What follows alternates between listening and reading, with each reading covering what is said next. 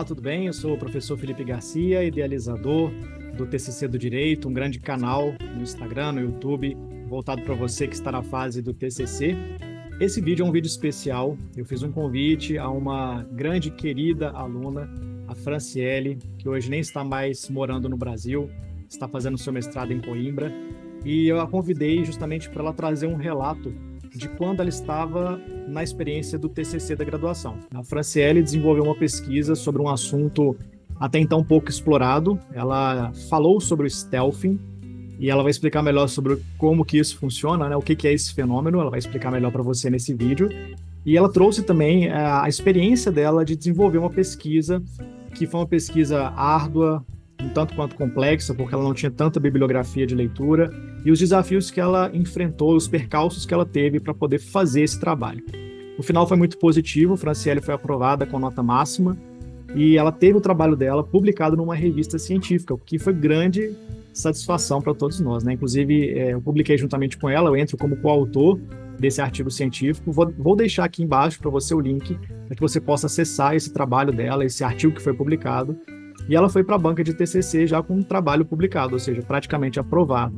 Então ela teve uma dupla aprovação, né? Primeiramente pela revista e depois pela banca de TCC. Então vale a pena você assistir toda essa conversa até o final, porque eu tenho certeza que você vai extrair muitas dicas legais que ela vai te dar, e além de se inspirar na história dela. Porque afinal de contas, como qualquer estudante, ela passou por todos esses maus bocados e por todo esse transtorno, né, que os alunos enfrentam quando estão diante de algo novo como o TCC. Então fica aqui para você assistir que você não vai se arrepender. Olá, Fran, tudo bem? Prazer estar aqui com você nessa conversa, nesse diálogo. Eu trouxe a Fran aqui hoje para a gente poder conversar um pouquinho sobre a pesquisa que ela desenvolveu durante a graduação e também sobre o produto que ela finalizou, que foi um artigo científico, um artigo esse que foi publicado depois. O tema da Fran, ela vai explicar melhor para a gente, mas ela abordou a questão, o fenômeno do stealthing. Fran, conta para a gente primeiro, antes de qualquer coisa, quanto é que você obteve de nota no seu TCC, qual foi a nota final e por que que você acha que você obteve essa nota? Olá, professor. É, Então, no meu TCC, a nota foi 100, com louvor e indicação à publicação. Uma coisa que eu achei que foi muito especial no nosso trabalho é que o trabalho havia sido publicado um dia antes da defesa. E aí nós guardamos esse segredo, né, para não influenciar a banca na avaliação. E quando eu recebi a nota, o 100, o louvor e a indicação à publicação, eu fiquei muito feliz, porque é como se tivesse sido aprovada duas vezes, né? Uma vez pela editorial e a outra vez pela banca. Então, de fato, foi uma nota muito bem recebida, eu fiquei muito feliz com o resultado. E por que que eu acho que eu recebi essa nota? Eu acho que o trabalho estava atendendo todos os requisitos. Tema, problema, o marco teórico, eu acho que estava muito bem definido. Embora a minha discussão tenha sido um pouco polêmica, a tese que eu defendi podia haver pessoas que não concordassem, aliás, só havia pessoas que não concordavam durante a pesquisa, mas os requisitos exigidos para o trabalho, a gente conseguiu colocar todos ali, tema, problema, hipótese, marco teórico, então dessa forma, era esperado que recebesse uma boa nota, né? Uma vez que a gente atendeu tudo aquilo que foi pedido para uma pesquisa. Ótimo. Inclusive, fala um pouco sobre esse tema de pesquisa que você desenvolveu. Explica, né, para o pessoal aí o que que é o stealthing e também aproveita e explica para a gente como que você chegou nesse tema. Então, como que eu cheguei no tema? Primeiro, eu sou uma pessoa que eu gosto muito do direito, principalmente porque ele trabalha com a parte social. A gente não consegue separar o direito da sociedade, uma vez que o direito é aquilo que regulamenta, que regula a sociedade. E, e aí eu tive uma reunião com o professor Felipe, antes de começar a escrever o TCC, falando que eu estava com um problema de definir um tema. Porque no direito, a gente estuda direito, a gente não estuda sociologia. Embora sejam duas áreas que estão diretamente ligadas, elas são áreas diferentes. E o meu medo era escolher um tema e fugir do problema jurídico. Então, esse era o meu maior problema. Tudo que eu pensava em escrever, eu aparentemente fugia do problema jurídico. E na faculdade de Direito, a gente precisa de um problema jurídico. E aí, um dia, conversando com o professor Felipe, numa reunião que a gente teve, ele me citou algumas coisas que eu podia trabalhar dentro do direito, que seriam também problemas relacionados ao meio social. E aí ele citou o stealth, eu não tinha conhecimento do que era stealth, eu não sabia exatamente do que se tratava. E fui pesquisar para saber o que que era. O que que é o stealth? O stealthing é o furto, né? Stealthing ou furtividade, que pode ser traduzido como furtividade. É você retirar, durante uma relação sexual consentida, uma parte, geralmente é o homem, né? Que a gente delimitou o tema, a gente ia falar dessa violência mais dentro do gênero feminino. Uma das partes, ela quebra um acordo. Qual que era o acordo inicial? Que a relação sexual seria com um preservativo. E aí, durante a relação sexual, o homem se aproveita de uma posição ou de uma distração que a mulher não consegue perceber e retira o preservativo de forma dissimulada. E aí, quando eu conheci essa situação, quando eu tive conhecimento de que isso era um problema e que a gente precisava definir qual que era, se havia crime ali, qual crime que haveria ali, se tinha alguma violação, se tinha alguma violência presente nessa situação, porque depois que veio à tona, foi até um trabalho de uma americana, se eu não me engano, que a gente trabalhou na tese de doutorado dela, e, e ela discute quais são os problemas jurídicos disso, se existe ali uma violência, algum dano moral, psicológico para a vítima que sofreu essa situação. E aí nós fomos pesquisar para saber até onde que a gente podia chegar e que tipo, se isso era um crime, e em que tipo de crime isso ia se enquadrar. A pesquisa ela girou em torno disso, basicamente. Sim, e eu me lembro, Frank, que logo no início da pesquisa você já tinha uma definição muito clara de onde você queria chegar, né? Você queria, era uma hipótese, que o stealthing seria uma modalidade de estupro. Sim, eu queria defender isso. Era o que Desde você o defendia. início. E aí eu me lembro da gente conversar muito sobre isso, de ser algo muito na contramão do que a doutrina penalista, e de que outros professores também pensavam, e a gente foi com muito cuidado nisso, né? Assim, de ver se era viável defender essa ideia. Então, e é uma coisa interessante, porque às vezes o aluno entra na pesquisa acreditando que ele vai ali levantar uma bandeira, né? Assim, eu vou levantar a bandeira, eu vou defender uma causa. Só que na pesquisa científica, todo cuidado deve ser tomado, a gente tem que ter lastro, a gente tem que ter um marco teórico, a gente tem que ter pessoas que defendem junto com a gente, porque isso pode ser problemático na banca, né? Como é que você lidou com isso, assim, na hora que você percebeu que, poxa, eu não vou conseguir defender o que eu quero defender? Como é que foi isso? Eu acho que a primeira coisa na definição do tema foi não se apaixonar pelo tema. Embora eu tenha o hábito de me apaixonar por aquilo que eu faço, eu tive que me livrar dessas paixões, porque eu sabia, a gente aprende, né? O senhor falou isso várias vezes, que a gente não pode estar envolvido na pesquisa diretamente. Emocionalmente, a gente precisa ser racional dentro de uma pesquisa. E eu lia os relatos das mulheres que passaram por essas situações e eu sentia o que aquela violência que elas tinham sofrido. E eu queria defender a qualquer custo que aquilo se tratava de um estupro. Porque existe um contrato e existem os vícios do contrato. Eu lembro de ter conversado sobre isso, remetendo para o direito civil. Se você tem um contrato que ele está viciado, o que a gente faz com esse contrato, entendeu? O consentimento que foi dado inicialmente, ele continua válido. E a falta de consentimento, se a gente invalida o consentimento inicialmente dado, a falta desse consentimento, ele pode de forma direta caracterizar que ali teve uma violência sexual. E aí conversei com os professores penalistas da faculdade, conversei com os doutrinadores através de várias leituras, procurei processualistas femininas, na mulher, para ver se alguém me dizia o que eu queria, e eu não encontrei, porque o tipo penal do estupro, ele exige violência ou grave ameaça. E a interpretação doutrinária dessa violência é uma violência física.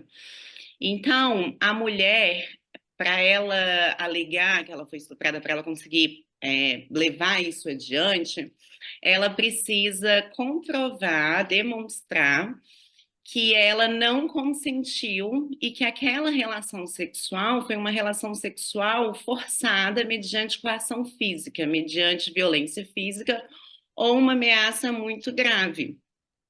Só que o físico, e aí que foi a pegada que eu discuti, a questão da violência física é um entendimento doutrinário. A lei, o tipo penal, ele fala violência. Em momento nenhum, ele fala que essa violência tem que ser física. E foi em cima disso aí foi em cima dessa brecha que eu tentei trabalhar. Porque existe o princípio da legalidade e não existe crime sem lei anterior que a defina, né? Isso é um dos axiomas do garantismo de Ferraioli. Mas não existe o princípio da doutrinação ou do doutrinário, pelo menos eu nunca ouvi falar que o que a doutrina fala é necessariamente correto, tanto que as interpretações elas vão mudando ao longo do tempo. E aí, por não concordar com as interpretações unânimes de todos os doutrinadores, olha que abuso, eu trabalhei a pesquisa em cima da discussão de por que, a minha pergunta foi, por que que a doutrina exige que essa violência seja física, uma vez que a própria lei, ela não fala em violência física, ela fala em violência. E aí, partindo dessa pergunta, eu fui identificar na legislação brasileira e na legislação estrangeira, internacional, o que que a lei entende por violência. Porque uma coisa é o que que a doutrina entende por violência, outra coisa é o que que a lei entende por violência. E aí eu encontrei na legislação brasileira 5 tipos de violência contra a mulher, que não é só a física, a psicológica, a sexual, a violência moral, a violência patrimonial. Então aí eu já consegui abrir um leque muito grande de entendimento do que é violência. E eu encontrei como é que fala? Um tratado internacional, uma convenção. Encontrei uma convenção internacional europeia, que foi assinada aqui por vários países da União Europeia, a Convenção de Istambul, que trata de crimes de gênero, e ele identifica como violência sexual a falta do consentimento. Então, para essa convenção, para a Convenção de Istambul, a falta de consentimento, ela já caracteriza uma violência sexual. E aí, partindo desse conceito de violência, desse conceito mais amplo de violência, que não só a física, eu quis defender que aquela situação que acontece ali durante o ato do stealth, durante o furto do preservativo, que você expõe, nessa situação, você expõe a vítima a diversos riscos, risco de contaminação de doenças, risco de gravidez indesejada, aquilo ali é uma violência. E a violência do tipo penal do estupro, ela não pode se restringir à violência física. Foi nessa linha que nós trabalhamos.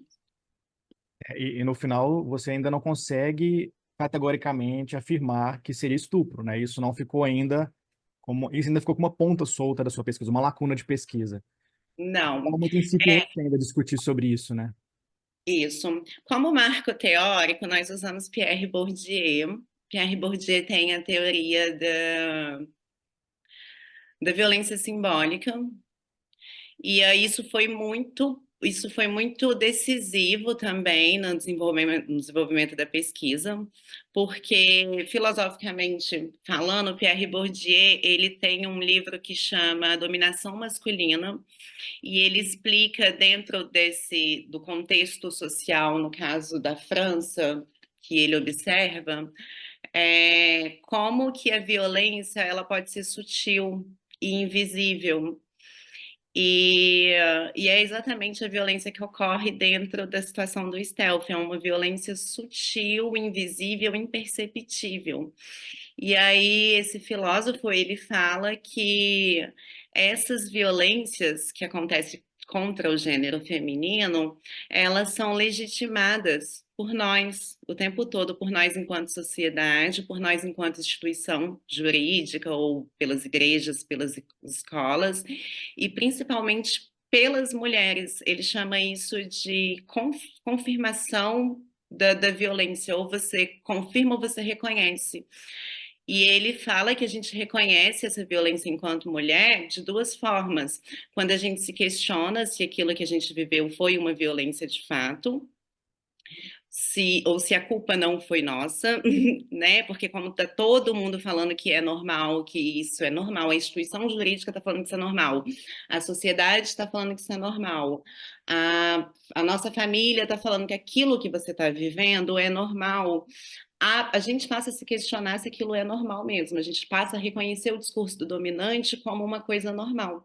E isso legitima aquilo que acontece e faz com que as coisas não mudem. E a outra forma de legitimar isso, enquanto mulheres, é quando ele faz uma pesquisa a respeito do tipo ideal do homem que a mulher deseja, e é quase unânime que esse homem é mais alto do que ela, e essa altura ele representa uma relação de poder, uma sensação de proteção. Esse homem é mais velho do que ela, porque a idade tem uma noção de maturidade. Ele é mais bem-sucedido do que ela, e o mais bem-sucedido do que ela tem uma dupla entendimento. É para ela, porque ela quer quer ter ao lado dela um homem que seja bem-sucedido, mas é também para o mundo. Ela precisa mostrar para o mundo que ela é capaz de conquistar alguém, né, que esteja à altura, que seja socialmente apresentável. E aí todo esse conceito de legitimação do discurso dominante influencia nas instituições, como eu falei, na criação das leis, na interpretação das leis e na legitimação desses comportamentos masculinos que a gente vê que não acha que não tem tanto problema nisso e acaba por não tratando da forma que deveria ser tratada. Na conclusão do trabalho, a gente não afirmou que o stealth é estupro, né? Porque a gente não conseguiria fazer isso, mas a gente deixou bem esclarecido que ele deveria. E aí, na conclusão do trabalho, nós não afirmamos que se tratava de estupro, né? Uma vez que a gente não pode ir contra todo mundo. A gente não pode, não, a gente pode, a gente não deve. Não Mas, convém. mas nós deixamos claro que deveria ser, que o problema estava na interpretação da lei e que a gente precisava revisitar essas interpretações, né? E atualizar, porque o mundo mudou e o direito ele precisa acompanhar as mudanças do mundo. Uma coisa muito interessante que eu descobri agora, nós fizemos uma crítica no trabalho sobre como é que fala os capítulos do Código Capitularização? Penal? Capitalização do Código Penal. E, e, e aí a gente mostrou que os crimes contra a dignidade sexual, ele está lá atrás, no capítulo 7 ou 8, se eu não me engano, depois de crimes contra o patrimônio, por exemplo. E nós falamos que isso acontece porque os crimes contra a dignidade sexual, eles não eram crimes contra a dignidade sexual até 2009, eles eram tratados como crimes contra a honra da família. Então, quando uma mulher ela sofreu uma violência sexual, não era ela que estava sendo violada, era a honra da família. E eu já vi aqui no Código Penal de Portugal que isso já foi alterado. O Hum. nosso Código Penal é de 1940, embora tenha mudado o título, que saiu de crimes contra a honra e passou a ser crimes contra a dignidade sexual, no Código Penal de Portugal, porque agora estou estudando em Portugal, por isso que eu estou falando, esse crime contra a dignidade sexual, ele sai do capítulo 7 e ele entra dentro do capítulo de crimes contra a vida, e ele não recebe esse título de crimes contra a honra, ele recebe crimes contra a dignidade sexual. Essa alteração já foi feita aqui, E porque já se entendeu que a dignidade sexual é um bem, né? E que se trata de um crime contra a vida da pessoa. Quando você fala de crimes, primeiro, crimes contra a vida, homicídio. E aí depois você fala de honra, de moral, e aí entra a dignidade sexual. Então aqui essa alteração já foi feita, e eu descobri isso agora recentemente, mas foi uma crítica que nós fizemos dentro do nosso artigo do Código Penal Brasileiro. Muito bom, muito legal.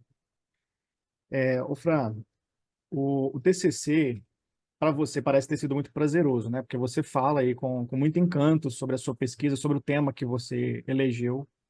Mas a gente sabe que, para muitos alunos, isso é extremamente tormentoso. Talvez para você tenha sido também no início. E de onde que você acha que vem esse medo, esse pavor, assim, por parte dos alunos em relação ao TCC? De quem que seria? A gente pode pôr isso, assim, na conta de quem?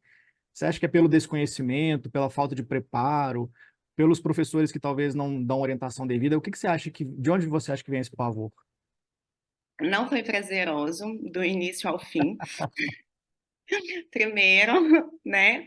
O prazer ele vem depois do resultado, ele vem depois da aprovação.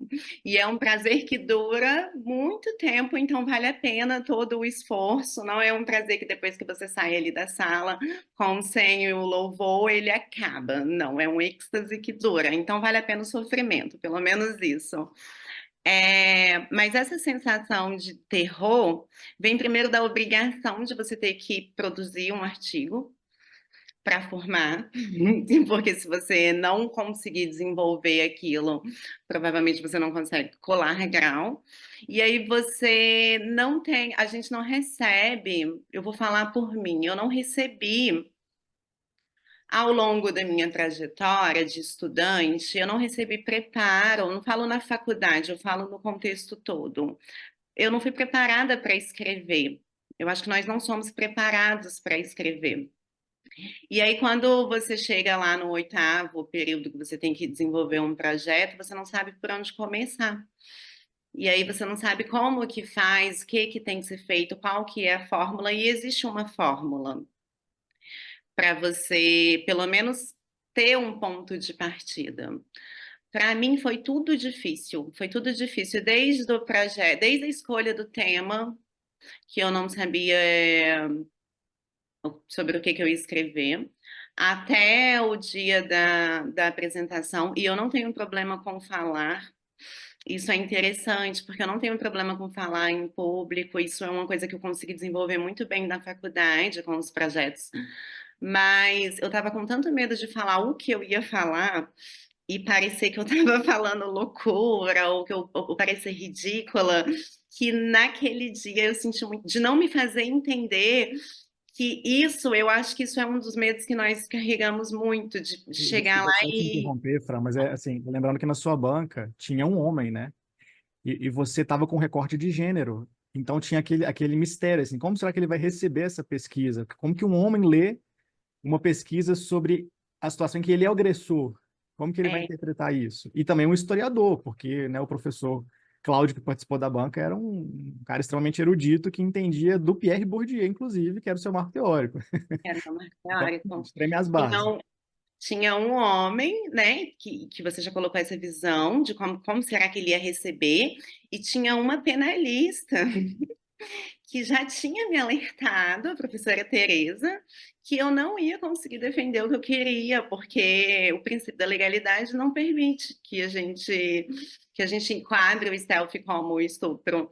E eu falei, nossa, e eu falei, eu vou chegar lá, eu vou tentar explicar. Não sei se eu vou conseguir me fazer entender. E aí, esse medo de eu tô entendendo o que eu tô falando, mas será que eles vão entender?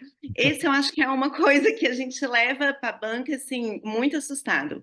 Mas o processo de escrita, eu lembro que eu não sabia como desenvolver os parágrafos. Eu falava quantas linhas tem que ter um parágrafo, como que é, porque quando você escreve uma redação para o Enem, por exemplo, é uma técnica. Quando você escreve um artigo, é outra técnica, são coisas diferentes. Na redação, você tem que ter introdução, desenvolvimento e conclusão dentro de um parágrafo. No artigo, já não é mais dessa forma. E aí, por mais que a gente saiba escrever alguma coisa, a gente não sabe como que funciona a estruturação de um artigo científico. E aí, você começar do zero sem saber como fazer isso e tendo que apresentar, e tendo datas para apresentar e tendo que correr contra o tempo, realmente dá um desespero muito grande. É mais difícil do que fácil. Hoje eu estou desenvolvendo uma outra pesquisa e todo dia eu falo, é mais difícil do que fácil. Não é, não é fácil. E aí a gente entra no TCC do direito, porque eu fui tão abençoada, eu sou uma pessoa muito abençoada porque acontecem umas coincidências, assim, justamente na minha hora de preparar o TCC, me surge o professor Felipe com uma página voltada para o TCC. E aí eu comprei o curso, o TCC do Zero, TCC em 60 dias, foi o curso que eu comprei. Foi um dos primeiros que... Foi o primeiro, eu acho. O primeiro. Eu comprei o curso TCC em 60 dias e ali você disponibilizou um modelo. E aí o senhor explica lá, olha, ideal que tenha 6 a 7 linhas cada parágrafo. E isso foi me dando, tipo assim, não, então é isso aqui que eu tenho que fazer. Foi me direcionando, porque quando você tem direcionamento, a coisa parece que flui, que caminha.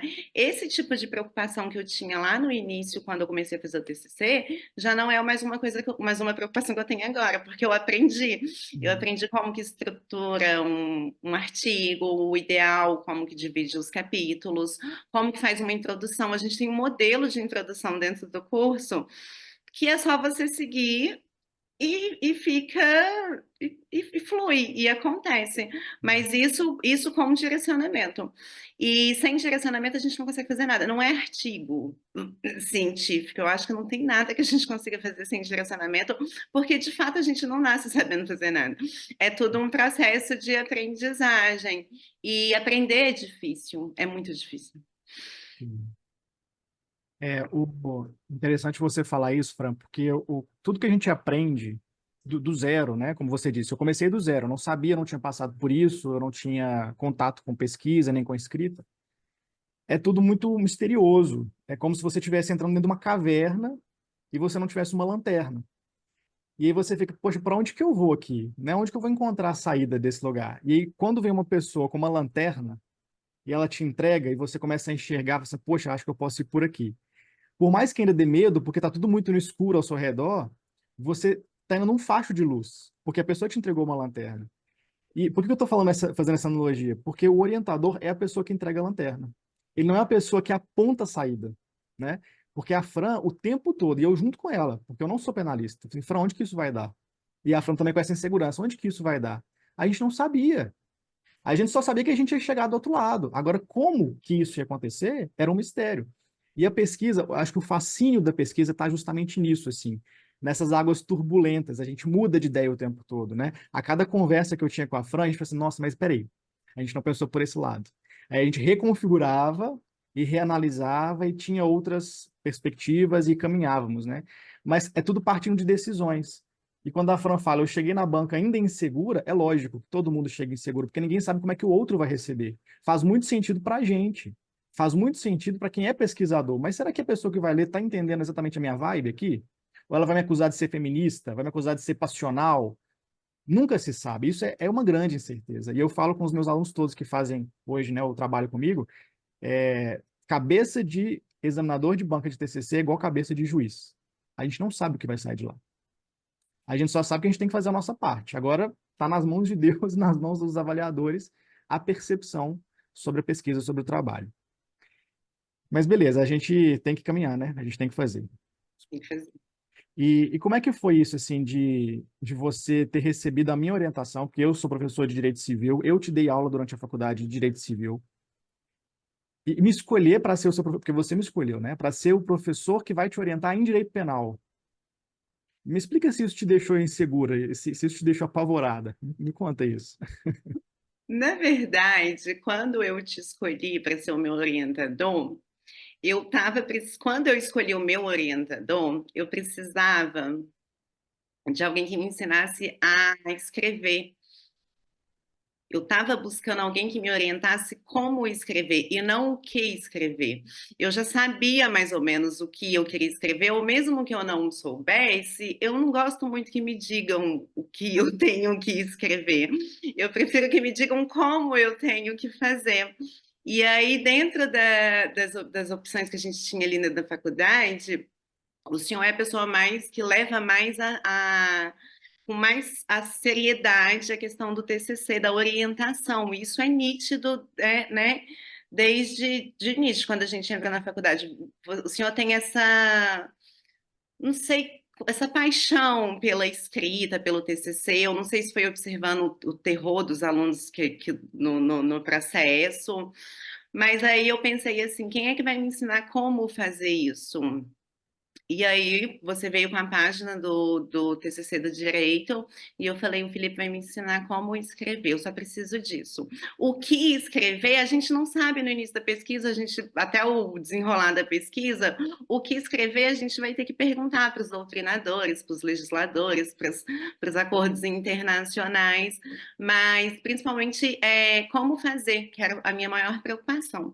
E sem contar que eu andei consultando também os professores penalistas, eu andei consultando os professores filósofos, eu perturbei aquela faculdade inteira, todo mundo na faculdade sabia do que eu estava escrevendo, A porque Fran, a Fran foi uma pessoa assim que ela chegava nos corredores assim para qualquer professor, seja professor antigo da casa, professor novo, ela perguntava assim, professor, o que que o senhor acha do stealth? Me fala sobre o stealth. Ela foi de uma perspicácia tão grande porque ela mapeou o que que cada professor pensava, as críticas de cada professor, e ela foi em cima disso o tempo todo, né? E ela vinha toda vez apavorada, nossa, professor fulano e tal falou isso aqui comigo, eu tenho que pesquisar. nossa, eu lembro de uma reunião que a gente teve, que eu falei bem assim, olha, o professor Geraldo Magela, que é penalista, né, processualista, o professor Geraldo Magela falou que que eu não tenho como desenvolver minha pesquisa. O Felipe olhou bem serinho e falou assim, ele é seu orientador? Aí eu falei, toma!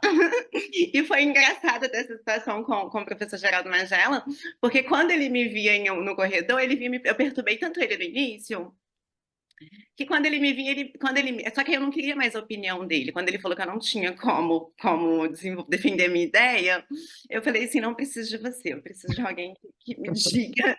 E aí eu comecei a ignorar a opinião de quem estava contra, porque era muita gente, senão eu não ia conseguir chegar no final. E aí, quando ele me via, ele queria falar, e aí, como é que tá? E eu ficava assim, aí eu ficava incomodada, eu ficava até irritada, porque eu não queria mais falar com ele sobre isso, eu queria falar com quem concordasse comigo. E aí, quando foi um dia, a gente saindo da sala de aula, ele me dando aula, ele falou, como é que tá a pesquisa? Eu já te falei que não tem como você defender isso.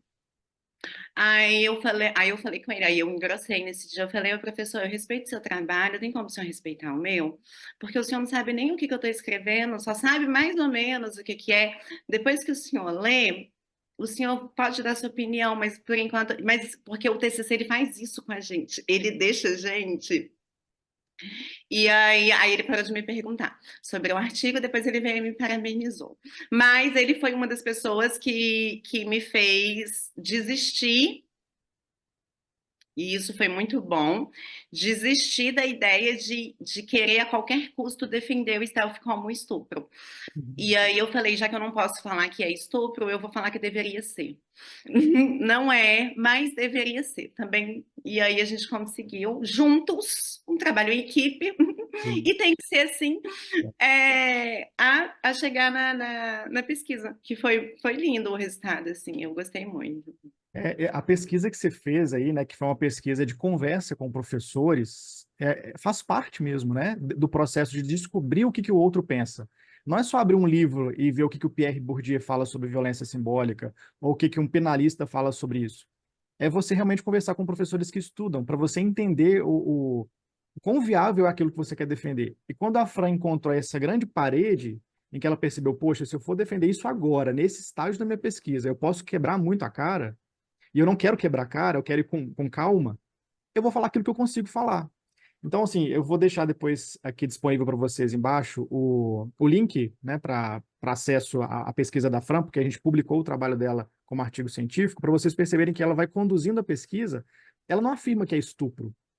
O stealthing, ela não afirma que é estupro, mas ela começa a trabalhar os elementos do estupro para isso, assim, para que a próxima pessoa, mais já cheia de repertório, consiga dar esse próximo passo. Fala assim, ó, peraí, a gente tem aqui, sim, uma possibilidade de estupro, né? Mas aí vai ser um desafio para uma outra pesquisa. A Fran, ela abriu, a gente pode dizer que a Fran abriu o caminho, né, para a próxima pessoa continuar. Então tá. E Fran, sobre a condução da pesquisa em si, assim, como é que você fazia para administrar tudo? Porque pesquisa envolve leitura, muita leitura, envolve a pesquisa em si, de achar as fontes, e envolve a escrita, que é um processo muito solitário. Como é que você administrava isso no seu dia a dia? O primeiro erro que a gente comete quando a gente está começando uma pesquisa é abrir o computador e querer escrever. Escrever o quê? A gente não fez a pesquisa. E a gente eu tenho uns insights assim. Eu estava agora, no mês passado, na biblioteca. Olha que situação. E aí eu estava pesquisando um artigo. E aí uma funcionária conversando com a outra. A menina, que não era eu, era uma outra menina. A menina precisa de textos com tema tal. Aí a outra respondeu, mas qual texto? Ela falou, ela não sabe, ela precisa do que existe com o tema tal. E a outra falou assim, então ela tem que pesquisar o que ela precisa. O trabalho de pesquisa é justamente pesquisa, é a primeira parte mais difícil. E aí eu pensei assim, ah, então a pesquisa envolve pesquisa. Eu não posso simplesmente. Ah, eu quero esse tema. Você precisa saber o tema que você quer, você precisa saber quem que está falando disso, como, de qual modo, de qual lado que está pegando, de qual vertente. O primeiro ponto é isso, é você achar o mapa do tesouro. Hoje eu chamo de mapa do tesouro. Depois que você encontra os textos, depois que você encontra os doutrinadores, os filósofos, aqueles que você vai desenvolver sua pesquisa em cima daquilo, você senta e aí começa o percurso. Você já tem um mapa. O mapa é difícil, porque você tem que localizar essa bibliografia. É o primeiro passo. Segundo passo é sentar e ler. E o terceiro e último passo é abrir o computador para escrever. Não adianta querer escrever sem ler. Você vai escrever o quê? E isso foi você que me falou também. E aquela menina, você convidou ela para falar com a gente, e ela estava desenvolvendo lá a tese dela de mestrado, e ela falou isso, ela falou, gente, a gente abre o computador, a gente dá de frente com a tela branca e a gente quer escrever, mas a gente não leu, ou a gente não leu o suficiente. E aí, quando você entende que se você não está conseguindo escrever porque você não tem ainda base, você volta para a leitura. Se a sua leitura ela não está te ajudando, então você muda o material que você está lendo. Isso agora falando é bem tranquilo, mas quando você tem que descobrir que é assim que funciona, então o primeiro erro que o estudante comete, que a gente comete quando a gente vai escrever um artigo, abrir o computador e querer escrever. Não tem nada para escrever. É, Ah, mas eu tenho que entregar um material escrito, mas então tem que respeitar todo o processo de localizar a bibliografia, de ler e reler, e ler de novo, e cada vez que você lê, você percebe uma coisa que você não percebeu. E aí eu fui entendendo isso dentro do processo. Então eu lia, eu tentava escrever, eu não conseguia, eu ia buscar mais material. Como o meu tema é um tema que não tem muita bibliografia sobre, eu precisei buscar teses de doutorado e de mestrado fora do Brasil, em outros idiomas. Eu não falo inglês, eu falo português e o italiano. Quase tudo que eu encontrei foi em inglês, então eu tive que descobrir uma forma de traduzir esses artigos, uma tradução que fosse minimamente confiável. Então, é todo esse processo você vai descobrindo no meio, né? Se você tiver alguém para te orientar, é mais fácil. Eu tive a orientação E para além da orientação que você aprende na orientação, você vai aprendendo coisas no dia a dia, porque o orientador também não pode ficar ali do seu lado descobrindo tudo. Você precisa, né, sentar ali e fazer. Então, o processo é basicamente esse: localizar a bibliografia, ler, escrever. Não consegue escrever? Volta para ler. O material que você está lendo não está te ajudando? É, busca outro material. E uma coisa muito importante, que eu faço isso não só quando eu estou desenvolvendo TCC, mas em qualquer coisa que eu vá desenvolver na minha vida, é a respeito da pausa. Por que que eu quis começar muito antes a pesquisa? Eu comecei um pouco antes do normal, eu comecei já no finalzinho do sétimo, início do oitavo período, porque eu gosto de fazer as coisas com calma, porque eu gosto de respeitar a pausa. Tem que ter uma pausa. Uma vez eu falei acho que foi com o professor Cláudio. Eu falei assim, não, 1 mês e meio, 2 meses eu desenvolvo isso aqui. O nome do curso é TCC em 60 dias. É possível? É possível. Mas ele falou bem assim, Fran, eu não acho seguro você querer fazer isso com tanta pressa se você tem tempo, porque você precisa respeitar o processo natural de amadurecimento da pesquisa. E esse processo natural que ele falou, que na hora eu não entendi nada, eu falei, esse processo natural de amadurecimento da pesquisa, ele acontece quando você está sentado num bar tomando uma coca, porque vem alguma coisa de tudo que você leu. Ele acontece quando você está passeando na lagoa ou na praia, você fala, é isso, e realmente você tem essas coisas que acontecem, é invisível, é como Sim. tudo que a gente trabalhou na pesquisa. É invisível, mas isso é muito interessante. Então, essas pausas, eu não vou para lugar nenhum enquanto eu não conseguir desenvolver. Às vezes é melhor você parar, não está fluindo, para. Vai, você gosta de tomar cerveja? Vai tomar cerveja. Tem um aniversário para você ir? Vai para o aniversário, relaxa, porque parece que nesse meio tempo a mágica acontece alguma mágica. E aí, essas pausas, eu acho que tem que ser muito respeitado isso dentro do processo. Começar com mais tempo, e se não tiver tanto tempo, respeitar, mesmo que seja pausas curtas, mas respeitar isso, porque senão a gente adoece. Sim. E realmente é fácil adoecer. Isso é tão verdade, né, que você está falando, que quando a gente pensa nos programas de mestrado e doutorado, que são programas voltados para quem quer de fato pesquisar, que é o que você está fazendo, né? Daqui a pouco a gente vai chegar nesse assunto. Mas a gente tem lá 2 anos. São 2 anos de pesquisa. E no doutorado ainda mais, né? 4, 5 anos de pesquisa. E por que que tem que ser assim? Porque uma boa pesquisa, uma pesquisa bem feita, sólida, ela requer maturação. Ela requer decantação. Não adianta você juntar todos os ingredientes, montar o seu texto, se você mesma não tem uma maturidade sobre o que você juntou ali. Então, o TCC 60 dias, que é inclusive um produto que não está mais sendo vendido, porque inclusive eu não acredito mais nessa proposta do 60. Não é que eu não acredito, eu acredito que é possível. Mas eu não acredito que é possível fazer um TCC com densidade em 60 dias mais. Por isso que hoje eu não trabalho mais com essa perspectiva do tempo. Mas embora seja possível fazer um TCC rápido, para fazer um TCC de qualidade como foi o seu, era necessário respeitar o processo. Se a gente não tivesse tempo, Fran, você nunca ia ter quebrado cabeça com autores tipo Pierre Bourdieu, que dá trabalho de ler. Você não quer quebrar cabeça com autores fora do direito, porque o direito é a zona de conforto, a gente sabe muito, muito bem o que acontece ali no nosso mundinho, mas pensar fora, que foi o que você fez, e foi o grande diferencial da sua pesquisa, você não ia ter tempo de fazer isso. E aí, quando a pessoa fala assim, mas o TCC para mim foi um martírio, eu acredito, sinceramente, do fundo do meu coração, que um dos elementos que faz com que o TCC seja um martírio para os alunos é a dificuldade que o próprio aluno tem. E eu estou colocando aqui, né, não só essa responsabilidade, obviamente, na conta do aluno, mas eu acredito muito nisso também, que o aluno não consegue se organizar. Por quê? A vida inteira fazendo as coisas em cima da hora. É o trabalho que é para amanhã, então vou virar madrugada fazendo o trabalho. Eu tenho uma prova semana que vem, então vou deixar para estudar na quinta-feira, porque a prova é sexta. É o E projeto JK, 55. é, então é isso. E esse negócio que você falou assim, enquanto a gente está fazendo as coisas, a pesquisa vai acontecendo na nossa cabeça, é muito verdade. Eu desenvolvi no mestrado uma pesquisa de 2 anos que também me deixou muito atormentado, porque eu estava desenvolvendo um assunto complexo. E eu me lembro assim, eu estudei no Rio, né? Enquanto eu fazia os meus passeios no final de semana, Enquanto eu olhava para o Pão de Açúcar, enquanto eu olhava para o Cristo Redentor passeando, eu falei assim, gente, peraí, agora eu estou entendendo o que está acontecendo, porque parece que vai acontecendo a decantação mesmo, as informações elas vão entrando assim em sintonia, porque o repertório está lá, ele está dentro de você.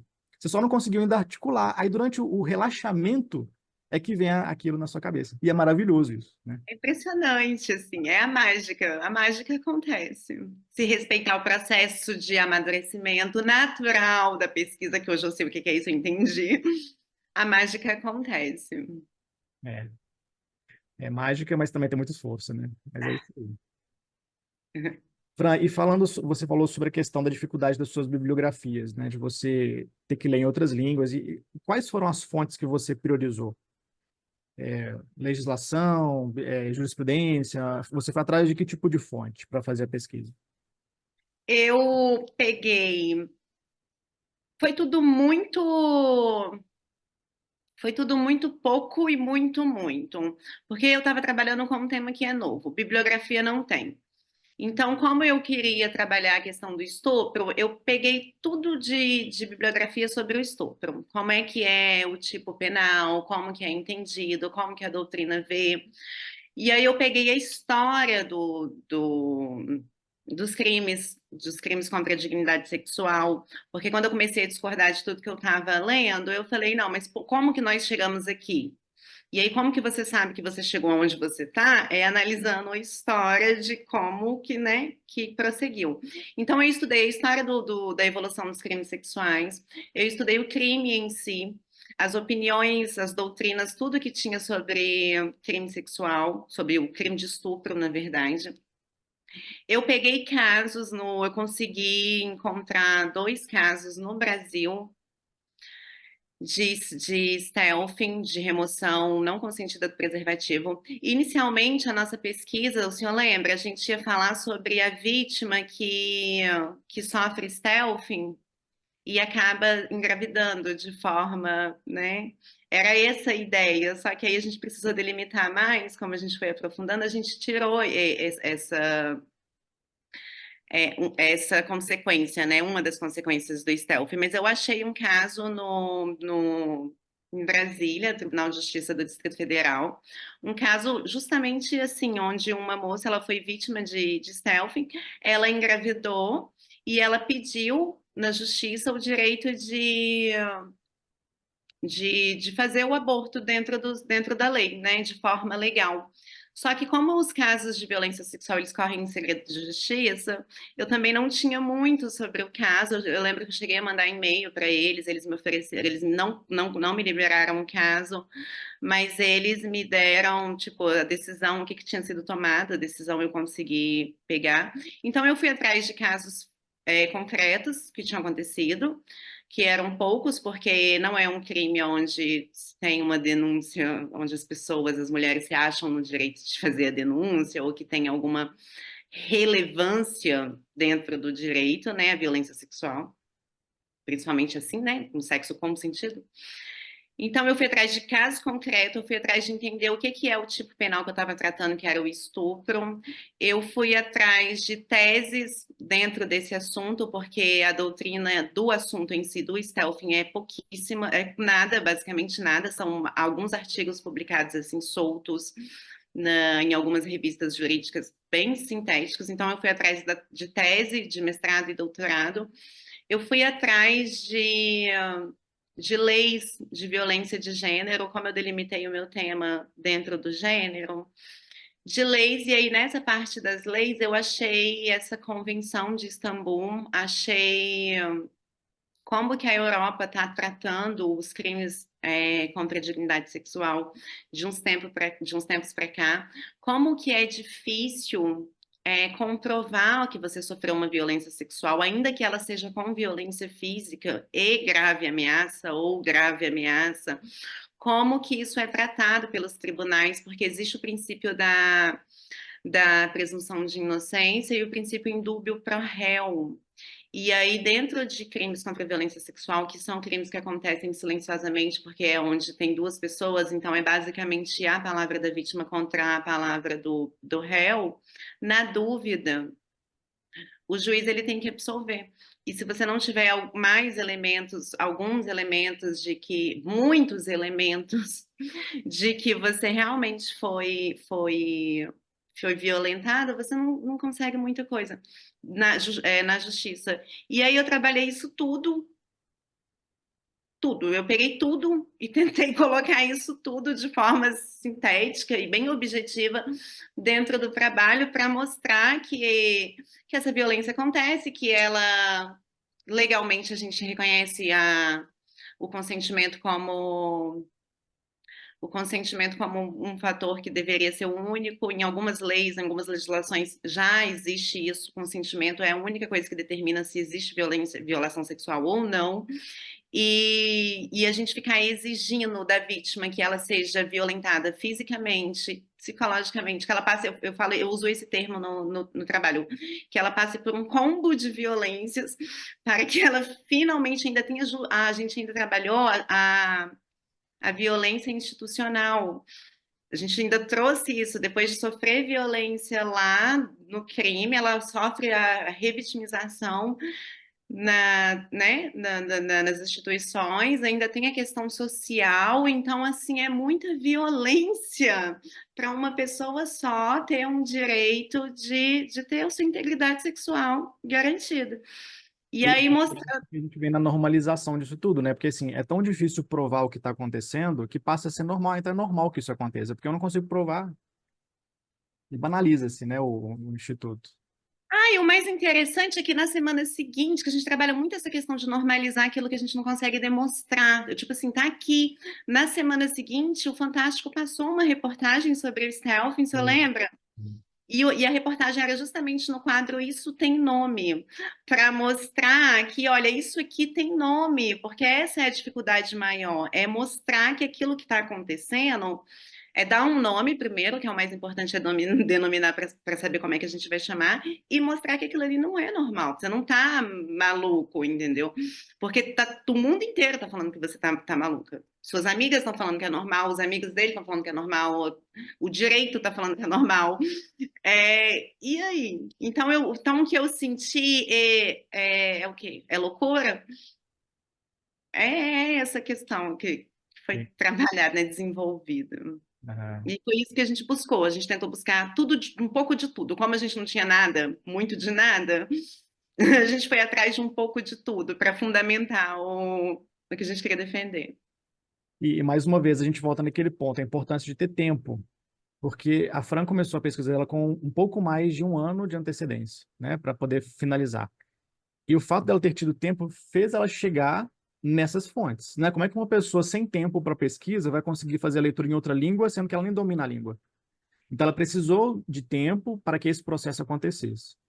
E eu acho que isso é importante ficar claro, né, Fran? O sofrimento, ele pode ser diluído, ele pode ser amenizado, se você se der o tempo para o processo. Quanto mais você canaliza as suas forças para aquilo sair rápido, mais estressante vai ser, mais sofrimento vai ser. Agora, é importante saber também que não tem como você zerar o sofrimento, porque o TCC, ele nasce de um sofrimento. E quando eu falo sofrimento, assim, eu não quero que vocês me entendam mal, né? Não sou pessimista, mas a inquietação do tema, ele tem que existir. Você tem que se preocupar com aquilo, com aquele fenômeno. Então, como que eu vou resolver isso? Alguém tem que resolver o stealth, poxa. Então, isso tem que inquietar mesmo, isso tem que te deixar abalada. E é o processo da pesquisa. Você vai encontrando o caminho na medida em que você vai caminhando. O caminho se faz na caminhada. E até o final a gente fica, será que eu cheguei no lugar certo? Será que está seguro aqui? A gente nunca sabe, né? Na verdade, nem o seu orientador sabe, nem a sua banca sabe se de fato você chegou. O que a gente sabe é você construiu um bom raciocínio. Agora, se daqui para frente as pessoas vão manter ou se vão reestruturar também é por conta de outros pesquisadores. Mas você deu a sua contribuição, né? É verdade. E é torturante, mas é um torturante que pode ser gratificante. Tem uns pedacinhos que são muito bons. Os Assim, pedacinhos, né? tem uns pedacinhos que são realmente bons, porque quando você vai vendo o resultado da sua criação, que ela vai tomando forma, quando você tem uma sacada que você fala que é isso dá tanto prazer, você fala, é isso, eu tô indo, tá fazendo sentido. Quando você começa a perceber que tá fazendo sentido, é gostoso. Você vai também, não é só tortura, não, tá, gente? Tem uma parte ali que é gostosa. Mas como tudo que é bom na vida, não é fácil mesmo. Não, não tem que ser, não tem como ser. Né? Eu estava conversando com um amigo meu, ele é pesquisador do Estado, ou seja, o trabalho dele é pesquisar, ele é de outra área. E aí, eu desenvolvendo a minha pesquisa, eu falei para ele assim: como que faz para ser menos doloroso o processo? Ele faz isso, ele é pós-doutor, então ele já tem uma caminhada, já tem uma experiência, né, em desenvolver artigos. O trabalho dele, o concurso que ele fez para o Estado é para desenvolver artigos, e ele vai passar o resto da vida desenvolvendo artigos. E aí eu pensei, ele tem a resposta que eu preciso agora. E eu falei, como que faz para ser menos doloroso? Ele falou assim, não vai ser. Não tem como. Vai ser sempre doloroso. Só que você vai ter que encontrar prazer nessa dor, porque se você não encontrar, você não vale a pena, porque você está fazendo uma coisa que só dói. O Entendeu? prazer está justamente nisso que você falou, nessa descoberta. Quando você começa a desbravar o tema e descobrir que faz sentido, que dá para defender e que você está levando uma contribuição acadêmica, isso é extremamente prazeroso. E na hora que você vê o seu trabalho publicado numa revista, né? Dizer, poxa, alguém reconheceu a seriedade do que eu fiz. Isso é maravilhoso. Entendeu o que eu falei? Entenderam o que eu falei. É É. maravilhoso. E me diga uma coisa, assim, eu acho que no seu discurso ficou muito claro isso, mas é importante você frisar para que eu acho que os alunos que estão escutando essa nossa conversa aqui pensem sobre isso. Nem todos têm a oportunidade de escolher o orientador, porque algumas faculdades elas determinam quem será o orientador, mas para aqueles que podem escolher, né? Você acha que ter recebido orientação foi determinante para você conseguir chegar nos resultados que você chegou ou ter a performance que você teve? Ou você acha que, de alguma forma, você. Porque você fez tudo muito sozinha também, né? De alguma forma, você conseguiria fazer tudo sozinha e chegar no resultado que você teve sozinha. Como que você entende esse papel da orientação no seu processo? Tanto da minha parte, quanto agora no mestrado. Como é que você entende esse papel? Se foi ou não determinante, se foi ou não importante. Eu não fiz nada sozinha, Felipe. Eu te incomodei pouco porque eu tinha o seu curso. Eu estava com você o tempo todo. E o curso, aquele curso que eu comprei, foi ele que me direcionou em tudo. Então, cada vez que eu tinha uma dúvida, que eu pensava em te mandar um e-mail ou te procurar, eu procurava primeiro se tinha resposta lá. E geralmente tinha as respostas das dúvidas que apareciam, assim. Então, do jeito que você falou aí, parece que eu fiz tudo sozinha, a gente fez tudo junto. Você não estava, talvez eu não tenha te incomodado tanto fisicamente, mas porque eu já estava contigo ali, respondendo as perguntas. Nada, eu não fiz nada sozinha. Nada, nada, nada, nada. Eu nem sei se foi eu que fiz mesmo, eu me vendo. Mas não, eu tive que ter orientação. Eu sem a orientação eu não teria feito.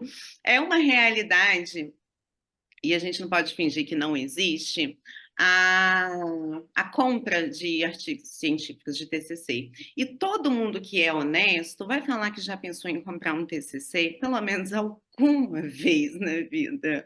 E eu pensava muito nisso antes de começar a estudar para o artigo. Eu pensava muito assim, eu não quero comprar um TCC.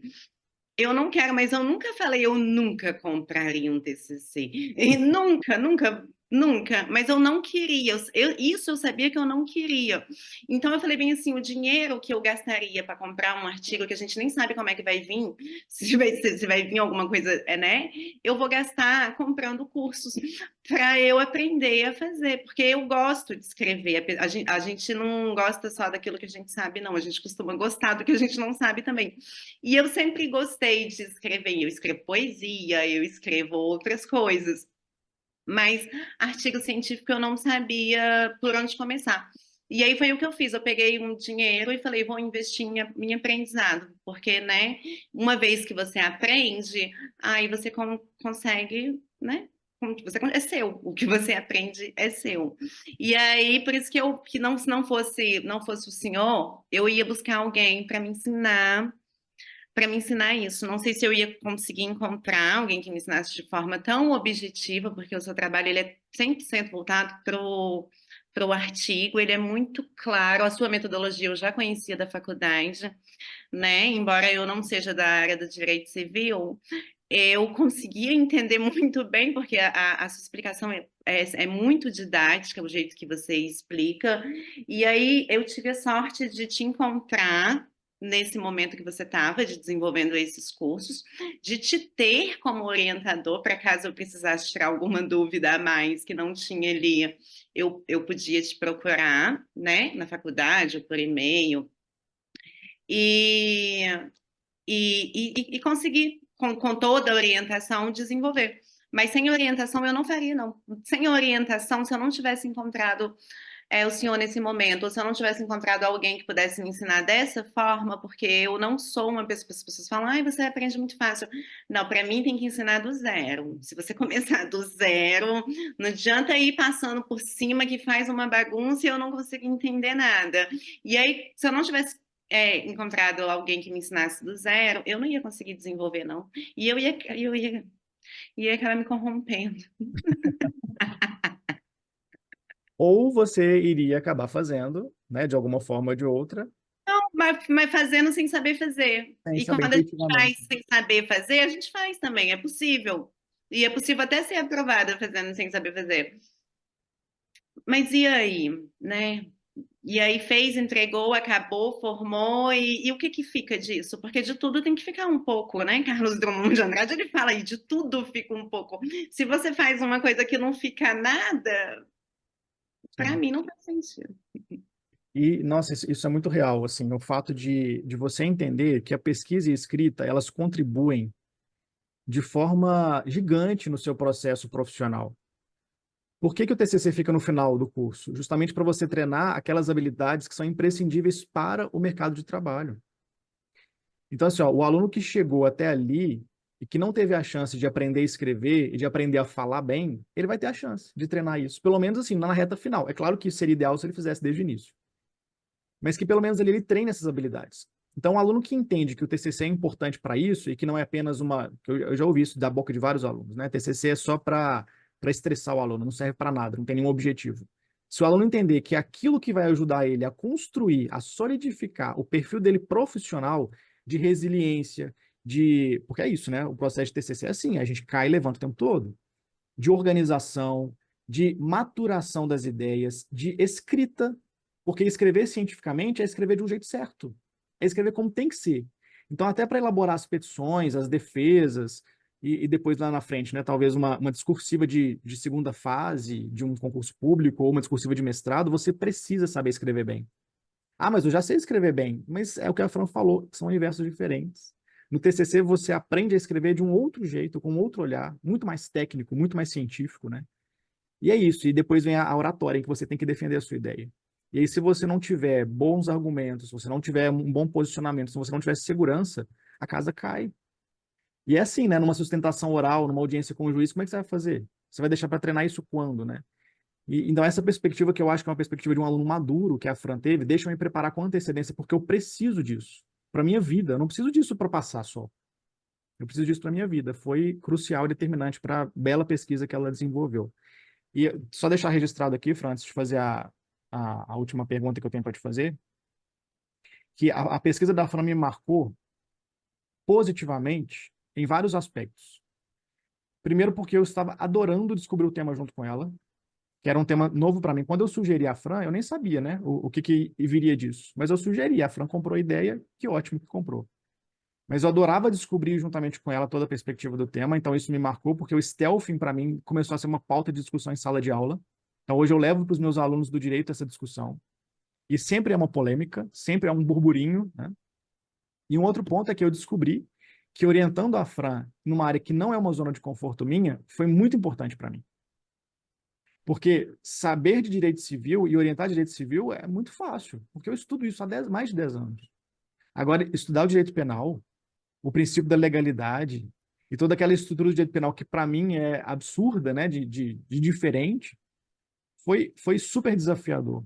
E ver que chegamos juntos, e eu coloco, né, me coloco nessa, porque eu sei que eu participei desse processo juntamente com você, mas, claro, né, numa proporção muito menor, chegar junto lá e falar assim, poxa, nós conseguimos fazer essa pesquisa.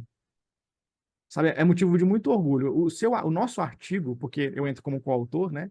Ele fica aqui gravado no meu computador, ele está salvo aqui. Hoje eu só não consegui achar ele rápido porque ele está dentro de uma pasta, gravado dentro dos meus currículos, assim, nos documentos de currículo, porque é um artigo importante para mim, né? E não só pelo artigo em si, mas pela história que eu construí juntamente com você em todo o processo, né? Então, muito obrigado por ter me franqueado essa vivência. Foi especial para mim. Foi especial. Eu, eu faço parte da porcentagem de 100% dos alunos que odeiam a ideia de obrigatoriamente ter que fazer um TCC. E depois que você inicia, que você encara o problema de frente, porque isso também tem uma maturidade de olhar e falar assim, não, a gente vai ter que fazer isso aqui, vamos fazer da melhor maneira, né? Até porque eu vou ter que colocar meu nome, eu tenho um problema com o meu nome em coisas, em coisas mal feitas. Falei, não, se ficar ruim, vai levar o meu nome do mesmo jeito, mas é melhor que fique bom. Mas depois de todo o processo e de ter concluído, independente da publicação ou da aprovação, né, se tivesse sido diferente, o processo em si, ele amadurece muito a gente, amadurece muito. Depois que terminou tudo, eu saí da porcentagem dos 100% de alunos que odeiam o TCC e passei a pensar da forma assim, se eu não tivesse feito isso na faculdade, se a faculdade não tivesse me obrigado a fazer isso, eu teria perdido a minha oportunidade, porque é uma oportunidade que a faculdade dá para gente de fazer uma coisa, de aprender uma coisa muito difícil que a gente não sabe. E aí quem pega isso como uma oportunidade consegue, né, ver dor, mas também ver prazer nesse processo. Mas quem pega isso como uma obrigação só, aí realmente não tem muito o que fazer o que fazer para ajudar. Mas hoje eu agradeço, eu que praguejei tanto o TCC durante o curso, hoje eu agradeço a obrigação de ter que desenvolver um artigo, porque isso mudou completamente assim o meu pós-faculdade, entendeu? Eu já conseguia sonhar com coisas que antes eu achava que não era nem possível, pelo menos no início, assim, depois de formar. Que bom. Vamos falar disso então para a gente finalizar o vídeo sobre o seu pós. Você finalizou a sua graduação, né? Você já se graduou, é, terminou com excelência toda a graduação. E aí depois, o que que rolou? O que que foi feito da Fran depois da Depois eu faculdade? precisava decidir o que eu ia fazer, porque o objetivo não é se formar, né? O primeiro objetivo é. E aí eu pensei, ou eu vou para o mercado de trabalho, ou eu continuo estudando para concurso. Meu objetivo desde quando eu comecei a faculdade é concurso público. E aí eu falei, eu vou me dedicar ao concurso, eu vou para o mercado de trabalho, advogar, né? Como advogada iniciante para ganhar experiência, o que que eu faço? E aí surgiu também a oportunidade do mestrado, a oportunidade que não é uma oportunidade em si, né? Uma ideia do mestrado. Eu decidi que eu ia continuar estudando para concurso, só que o concurso que eu quero fazer, eu reconheço que não é um concurso que eu vou conseguir passar com 6 meses de estudo. Eu vou precisar de uma preparação mais intensa. Eu quero fazer concurso para a Defensoria Pública. E aí eu quis otimizar o meu tempo. Eu falei, como eu vou estudar para concurso e eu vou levar aí, segundo eu estou fazendo um curso direcionado para isso, segundo as expectativas do curso, você precisa ter uma base muito forte, e aí você leva aí pelo menos uns 2 anos de preparação para entrar competitivo na prova. E aí eu pensei, se eu vou levar 2 anos para passar a ser competitiva numa prova, eu posso otimizar esse tempo com uma outra coisa. E aí foi quando eu pensei no mestrado, entendeu? Eu posso, enquanto eu desenvolvo o mestrado, estudar, continuar estudando para concurso. É possível? Talvez, né? Mas essa foi a ideia inicial. Então o mestrado deve estar sugando todas as suas energias, né? E aí eu fiz a candidatura para o mestrado em Portugal. Eu fiz a candidatura em 2 universidades em Portugal, na Universidade de Lisboa e na Universidade de Coimbra. Eu sempre quis Coimbra desde o início, de quando eu pensei em mestrado. Mas eu falei, vou fazer mais de uma, né? Que é para ter mais de uma chance.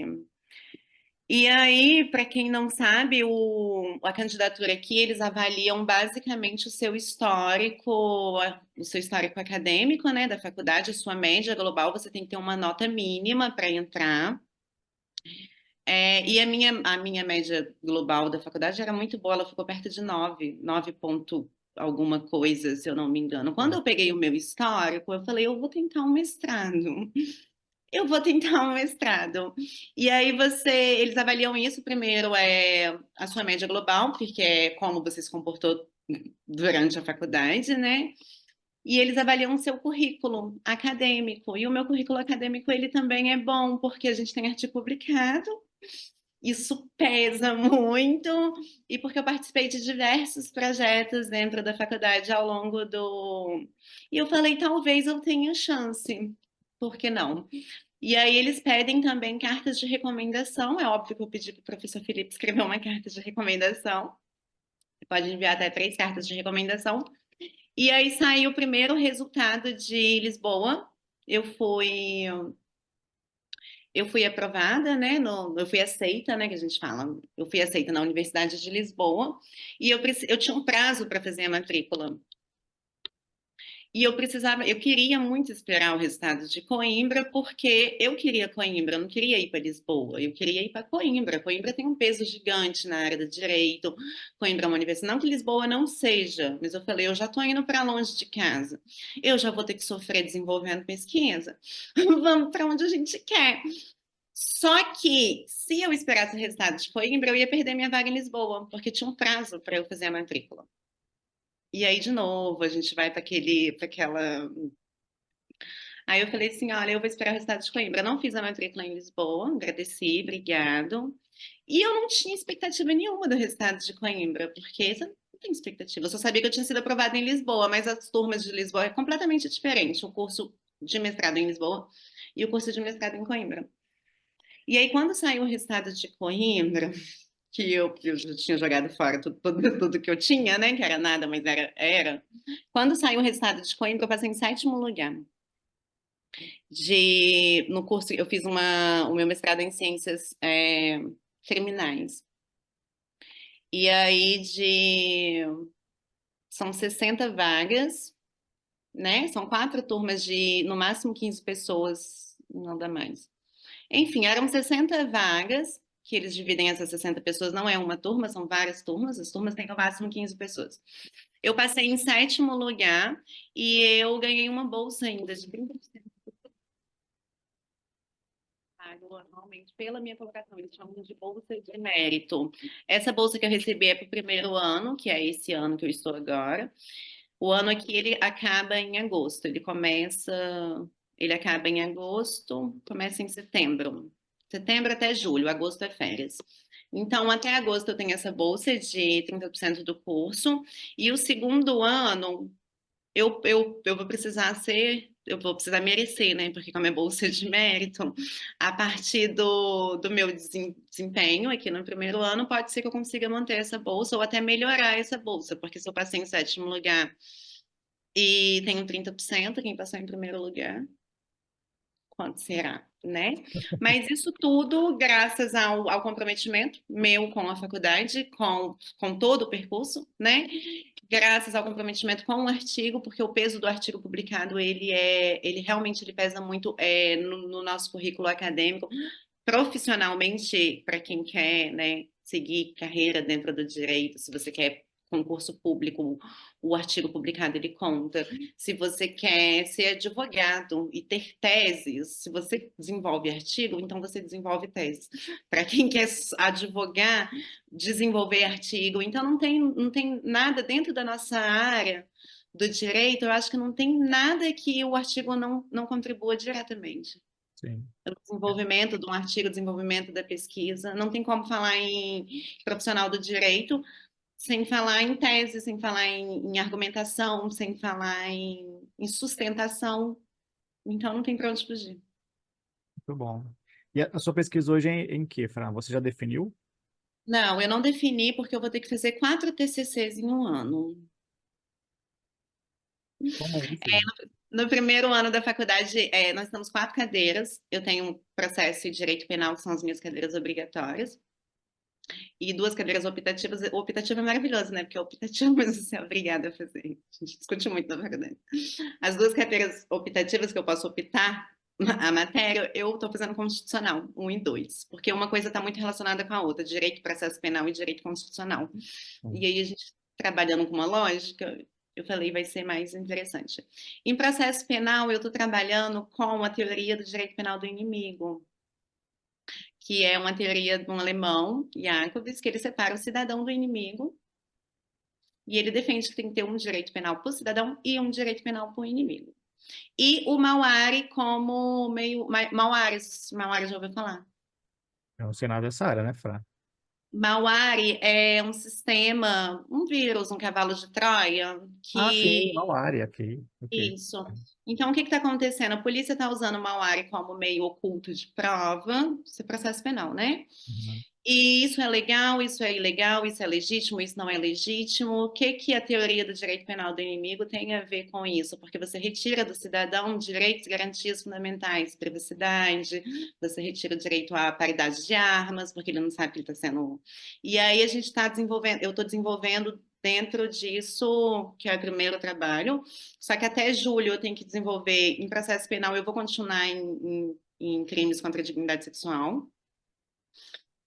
Processo penal é os meios ocultos de prova. Direito penal eu vou trabalhar, vou continuar discutindo a violência sexual de alguma forma, porque isso também não é pacífico aqui.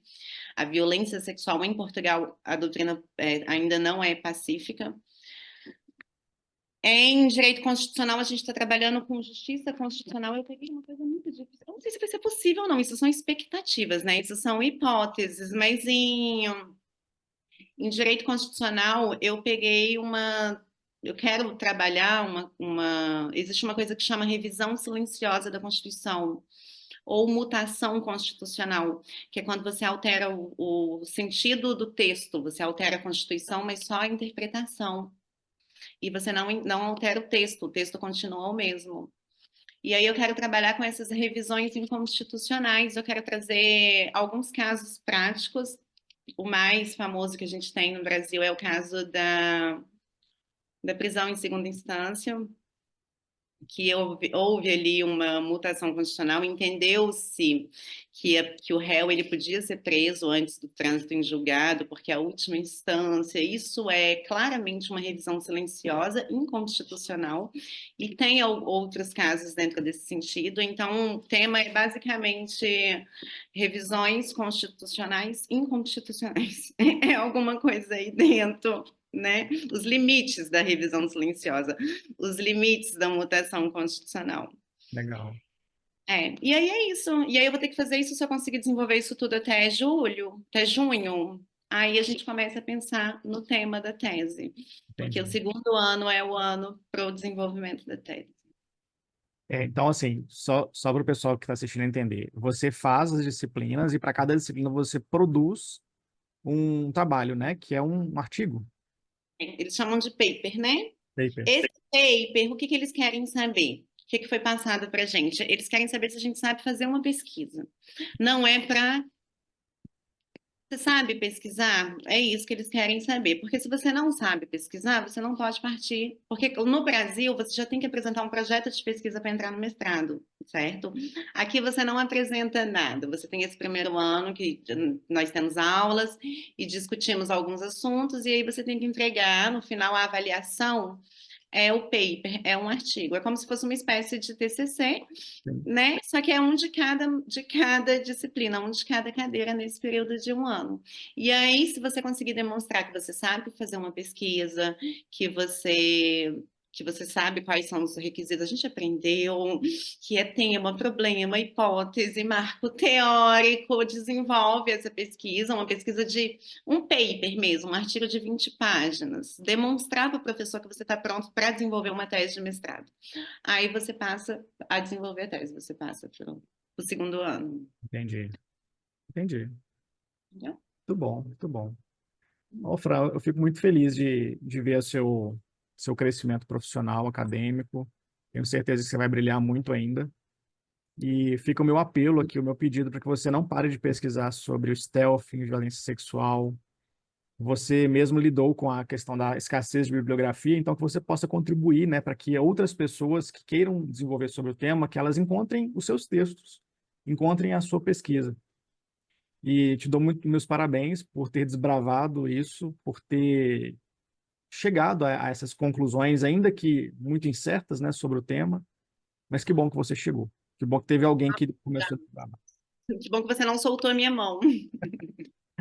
Parabéns por isso. Muito obrigado por ter aceitado o convite. Para quem tiver a paciência de assistir o vídeo todo, tenho certeza que vai ser extremamente enriquecedor. Eu adorei o bate-papo e estou muito feliz. Hoje a gente está aqui num sábado de manhã, né, gravando. Para mim tá de manhã, né? Para você também? Já é à tarde Não, aí.